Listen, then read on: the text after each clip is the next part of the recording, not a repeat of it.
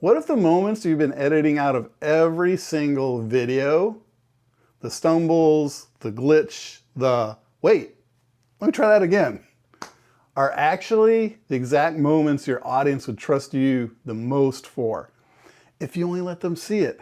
Because here's what almost nobody tells you about loyalty. It isn't built about being right, it's built by being seen. And those two things are not the same. Let me ask you something before we go further. Think about the last time you watched a creator and felt like you genuinely trusted them. Was it because everything they said was perfectly executed? Or was there a moment somewhere perhaps where something didn't go as planned and they just winged it, kind of stayed with it? For most people, it's the second one. And that's not an accident. That's the entire mechanism we're going to break down today.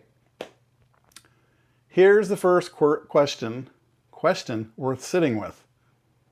How much of your content right now is built around hiding the moment something goes wrong versus showing what happens next? Most creators have been trained to think of mistakes as something to cut. To take where you fumbled the explanation, the moment the software crashed mid-demo, the time you said the wrong number and had to correct yourself, all of it ends up on the cutting room floor. Because the assumption is that polish equals professionalism, and professionalism equals trust. But that assumption has a hidden cost. And the cost is this: a perfectly polished video doesn't actually prove anything about you. It proves you're good at editing. So I guess it proves that about you. It says nothing about whether you'd handle it well if something actually broke. This is the core idea behind what we're calling weaponization of your stumbles. Not in the sense of manufacturing fake mistakes for sympathy, but in the sense of recognizing that your unscripted moments are doing something your scripted ones can't. They're providing evidence, real evidence, not claimed evidence of how you operate when things don't go to plan. And how someone operates when things don't go to plan is, for most viewers, the single most important piece of information they're trying to gather about whether to trust you. So here's the second question. If your camera caught you in a mistake right now, what happens next would make someone trust you more or less? Or would they immediately want to cut it? Most people would want to cut it, but you should stick with it because it's real, it's genuine, it happened, and you just move forward. Think about what a teleprompter actually represents. It's not just a tool, it's a promise. The promise is, everything I'm about to say has already been decided, reviewed, and approved. That promise can feel reassuring, but it also creates distance because the viewer knows on some level that they're watching a performance of competence rather than competence itself. There's a sterile quality to it. Clean, correct, and slightly unreachable. Now compare that to the moment something glitches. The software freezes, the connection drops, the explanation you're giving suddenly doesn't make sense halfway through. And you have to stop and rethink and find a different way to say it. Live, on camera, with no safety net. That moment is uncomfortable, but it's also a moment your viewer gets to see something the teleprompter could never show them. How you actually think. Not how you rehearsed it, how you think in real time when the plan falls apart. Here's a question worth asking yourself honestly. When you're consuming content, tutorials, explanations, reviews, do you trust the creator more after watching them recover from something going wrong or after watching something going perfectly? This is where the idea that internal scars build more durable loyalty than curated perfectionism actually ever could. A scar isn't a flaw you're hiding, it's evidence that something that happened, and when it did, you survived it. When you show a viewer not just your competence, but the moment your competence was tested and held up, you're giving them something a highlight reel never could. Proof under pressure. And proof under pressure This is exactly what people are quietly evaluating every time they decide whether to keep something going that they're watching and to keep trusting them in the long term. This is also why being right and being reliable are not the same thing. Even though we tend to treat them as interchangeable, being right is about outcomes.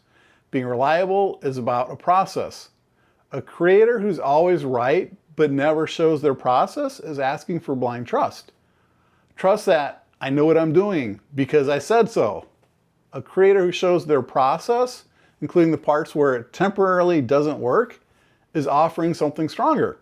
You can see exactly how I think, and you can decide for yourself whether that's someone worth trusting. I'm Dan with Being Lifted Media. If you're enjoying this video, please share it with others. Please leave a comment below so the algorithm will appreciate that and pick up on it. Also like and please subscribe. Ask yourself this, in your own work, do people trust you because you've told them you're good? Or because they've watched you work through something difficult and saw how you handled it? Here's where this becomes practical. The next time something goes wrong on camera, a tool crashes, a number's off, an explanation needs a second attempt, the instinct will be to stop, fix it off camera, and pick back up cleanly. Resist that instinct. Stay rolling. Let the viewer see the actual troubleshooting, not performed troubleshooting, actual troubleshooting, with the false starts included. That single decision, repeated over time, does more for loyalty than almost any amount of polish ever could, because it consistently proves the same thing. This person doesn't fall apart when things don't go to plan. They just keep on going in front of you without pretending otherwise. And here's the deeper reason this works. Viewers aren't loyal to perfect people. Perfect people are intimidating, and intimidation doesn't build loyalty. It builds distance. Viewers are loyal to people who feel reachable, and nothing makes someone feel more reachable than watching them experience the exact same friction you experience. A glitch, a stumble, hold on, that's not quite right. And then watching them move through it without losing their footing. So here's the final question, the one that reframes everything. Are you trying to convince your audience that you are never struggling, or are trying to show them what it looks like when someone does struggle on camera and keeps going anyway? Because the second one is the only kind of trust that lasts. Polished perfection might earn admiration, but admiration is passive. People watch it, then move on. Loyalty is active. It's built moment by moment. Every time someone sees you get tested and watches you hold steady, your glitches, your stumbles, your unscripted recoveries, these aren't things to edit out. They're the proof your audience has been quietly looking for the entire time. Drop it in the comments below. What's one imperfect moment from your work that you almost cut but didn't? And what happened when people saw it? Because that moment might be exactly why they stayed. Thanks everybody. Have an awesome day. See you in the next one.